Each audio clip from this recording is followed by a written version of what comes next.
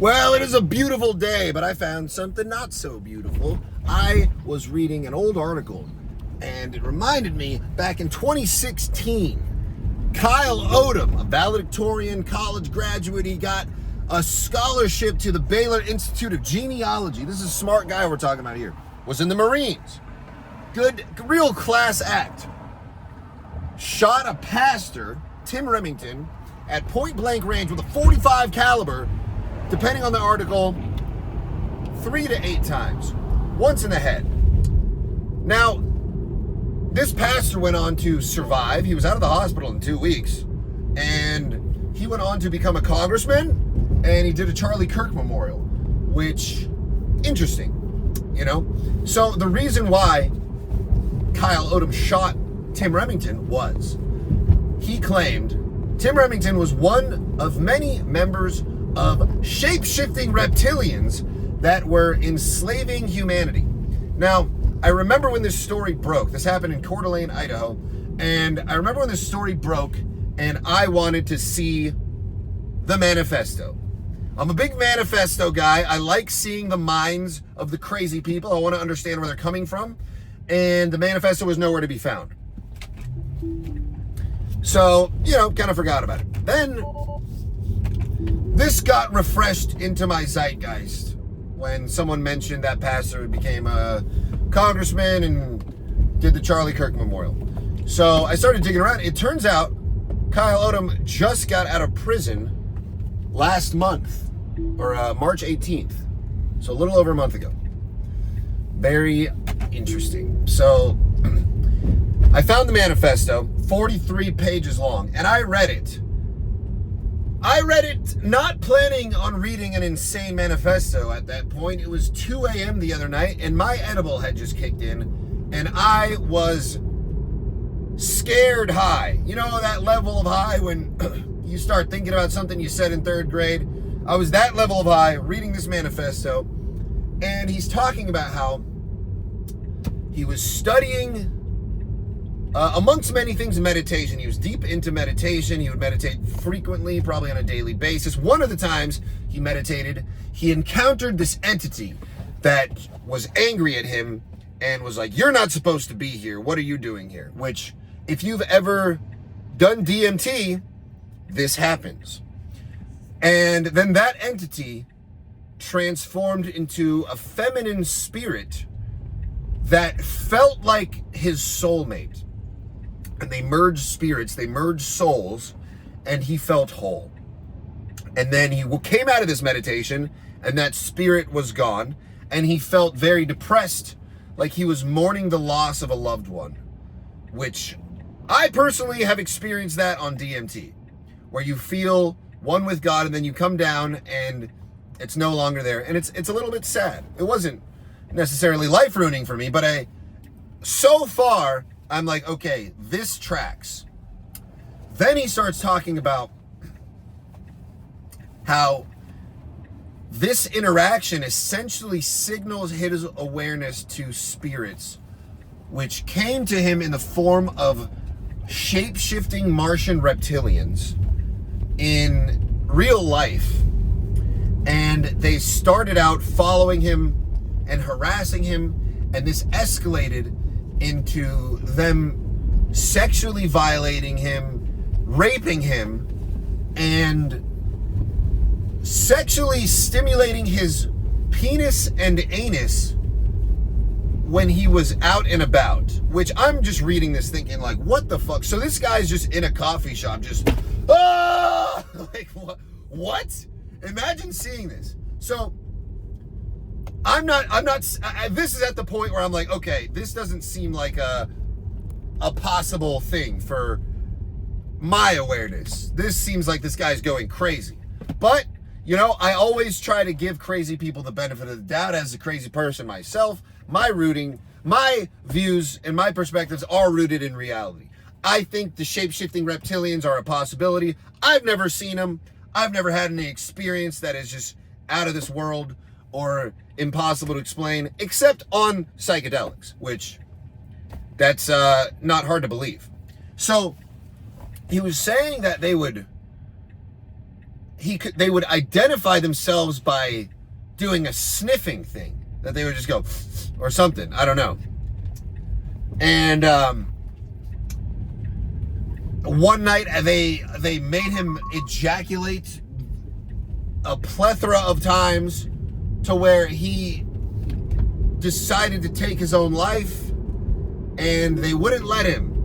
They saved him from suicide in order to force him to undergo more sexual abuse. And I need groceries, man. And they would, he didn't really explain how this worked. So it seemed kind of vague. Like, I don't know where they were doing this, if they were physically doing this, if they were implanting these thoughts into his mind. It seemed like a lot of it was they would outplay their sexual fantasies in his mind. And he had constant erections in public, and it was very weird sexual stuff. And the reptilians were essentially telling him that his humanity is just a bunch of sex slaves. And this tracks to the whole Epstein class eating babies and stuff. So there's a lot of synchronicities in this manifesto. There's also a lot of weird shit that I don't agree with. Those the creation of the universe he gets into. And he says in the beginning, the universe was a molecular cloud, and then a gravitational wave pulled everything in, and the sun was made. So in this, he's alluding that the sun, our sun, was the first thing created in the universe.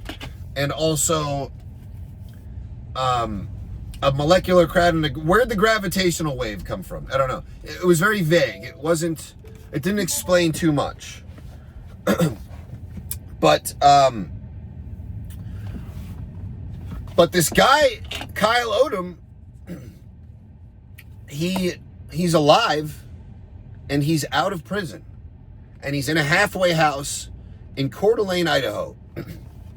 And I think later today, I think I'm going to call every single one and try to find him.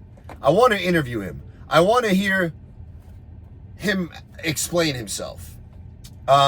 Maybe he's gotten to a point. I guess he was saying the reason why they were tormenting him is because they were trying to mind control him, but he was resistant.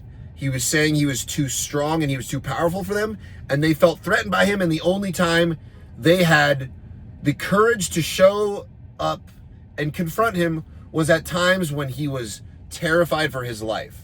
So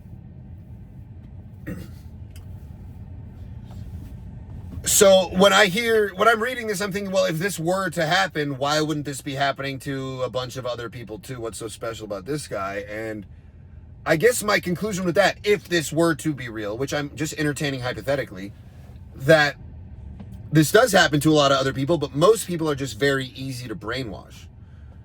And, people like me and a lot of the people watching this, I don't think they would even bother with us because we're hard to brainwash when you can see through all the bullshit and you're awake and you're noticing and stuff. And he did also just slyly mention like the reptilians and their Jewish traditions. That was a line in the manifesto.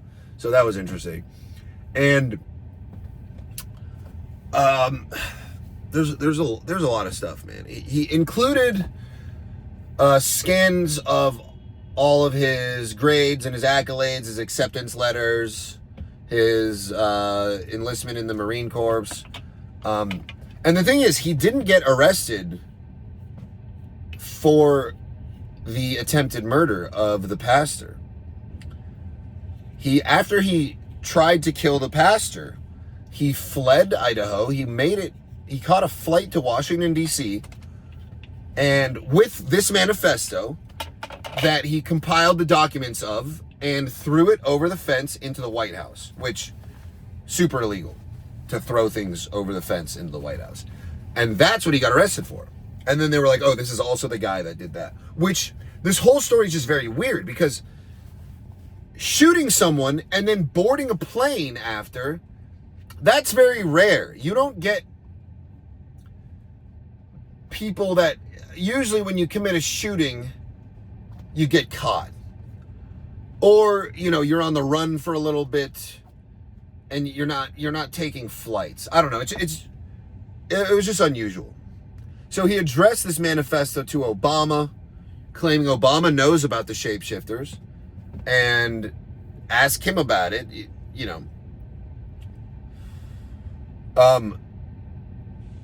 just real crazy stuff, man.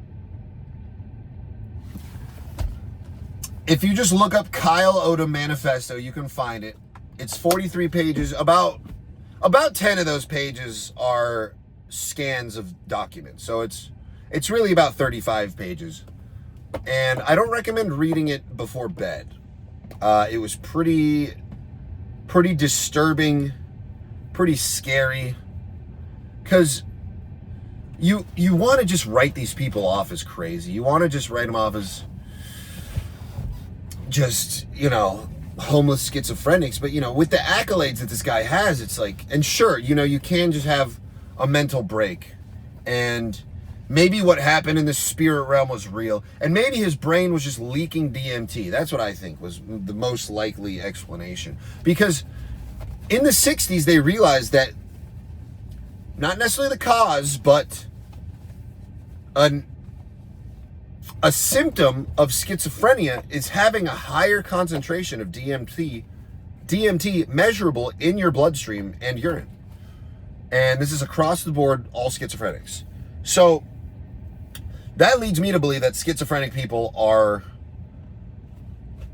not just crazy, but they are seeing something that exists in another dimension that we all have the ability to tap into. They can see the spirit realm. And this was never an official explanation because they, after realizing this, they did some studies where they would inject people with DMT and they studied the effects, and the effects was sedation as opposed to psychosis. They were like, well, if we inject him with DMT and that's the cause of schizophrenia, then that should make him go crazy, right? Well, it didn't. It made them go silent and just, because if you don't DMT, that's what happens. Now, when I read this, I'm like, well, of course the sedation is going to happen during the DMT. It's when the DMT wears off, that's when the psychosis kicks in. Like when this guy is meditating with the soul, it's like he's not freaking out. He's just sitting there with his eyes closed. But then he comes back and the soul is gone. And now you see, this is why homeless people are out there screaming, Jesus and the government. It's because your brain just releases DMT in the middle of your fucking day and you see all this shit and you don't have an explanation for it. Like you just hit a pen. When you hit a pen and you do DMT in the middle of the day, that's one thing. You know why that happened. You did a drug. But if it just happens out of nowhere, your brain's just doing that, it seems to me like that's what schizophrenia is. And it's the symptoms of schizophrenia are there's a lot of crossover. I remember I was on a date with this girl who was telling me her grandma was schizophrenic. And I started really inquiring as to what the symptoms of her grandma's schizophrenia were. And no, there was not a second date. But I got some good answers out of it. She was saying her grandma, her main symptoms, she was like, oh, she's just crazy. And I'm like, but like how? Like what specifically did she think? What was crazy about her? And she's like, well, she just thought like everyone was against her and that like lizards were evil. And I'm like, oh, same.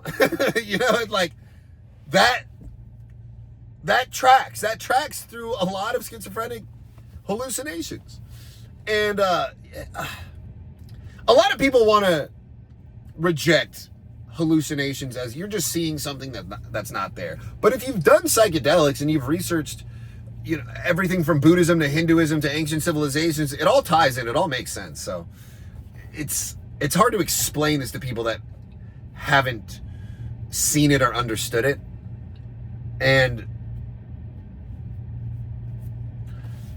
so basically, 1,000 years ago, homeless people would have been shamans.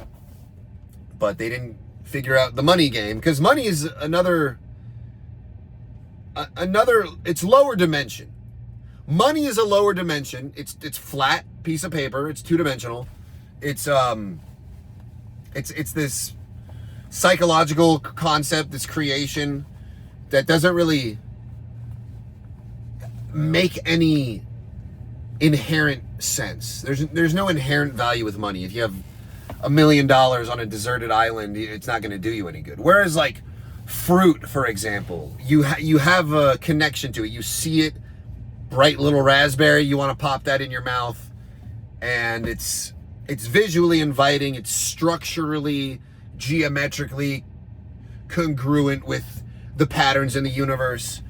So, and then another thing that's a lower dimension is this, your phone, the screens. It's flat, it's a light portal to another dimension built on computer chips that I perfectly mimic the structures of ancient Aztec temples where they were doing human sacrifice. You know, so when you explain it in those terms, like these are demonic portals, that is a Christian perspective, a Christian wording, but I don't necessarily disagree with it. I'm not necessarily a Christian. I believe in the teachings of Jesus. I think everything you said was pretty spot on, and you should be nice to people and be a kind person. I agree with that, and don't seek revenge, things like that. I think that's a good way for people to live. But as far as everything that isn't Jesus is the devil, I don't know. I don't like to live thinking like that, because then everything's the devil. Then I'm the devil. I'm doing comedy. Comedy's demonic, you could argue, because you're taking terrible things and laughing about them, and it's alchemy, which is mystical, magician, demonic. You know, it's just, I choose not to use those terms, but I do understand those terms, and they do make sense, and I don't shame anyone for using those terms. But that's why, like, if you're ever been on psychedelics and you got to pay for something, you pull out your money and you're just like, what the fuck is this, you know? Or you pull out your phone, you look at your phone, and you're like, what is, I don't know, I'm putting that away. It's like, it's unnatural, and it freaks you out. So, I don't know, I understand a lot of these pieces, and I see how they connect to each other. So, was Kyle Odom really seeing reptiles in this dimension? I am not so sure about that. Was his brain releasing DMT, allowing spirits to be seen through the faces of other people? Potentially, yes. Because, I mean, if you've been on psychedelics, you could see another person, and you could tell, you can feel their vibe. They look ugly or disfigured or deformed. So this could be linked, like, maybe who's talking about Jews the whole time, just calling them Martians. That was a thought I had. But he described them as aggressive, hypersexual, paranoid, and I don't know. That's not necessarily how I would describe the Jews. But also, kinda. I mean, they're not really aggressive. You know, they're really passive. But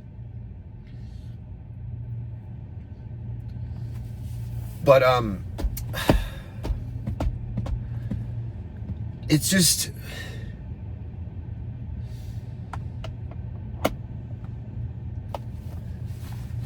like, I think spirits or demons or entities have the ability to attach themselves to people. I don't think hell is permanent. I think if you're a bad person and you die, you may not make it to the higher levels of the afterlife, heaven. You may be stuck in a purgatory where your spirit stays on earth, and you attach your spirit to humans. And that's why when you meet people and you're like, oh, they got demons, it's that kind of thing.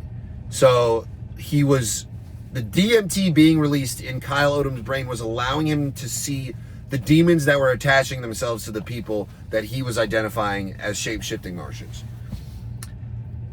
That's my conclusion so far. And it's not, this is what happened. This is like I'm guessing maybe that's what it was. I don't know. You guys should look into it. It's very interesting, very terrifying. And even if it is true, don't go around shooting people. I'm against murder. See ya.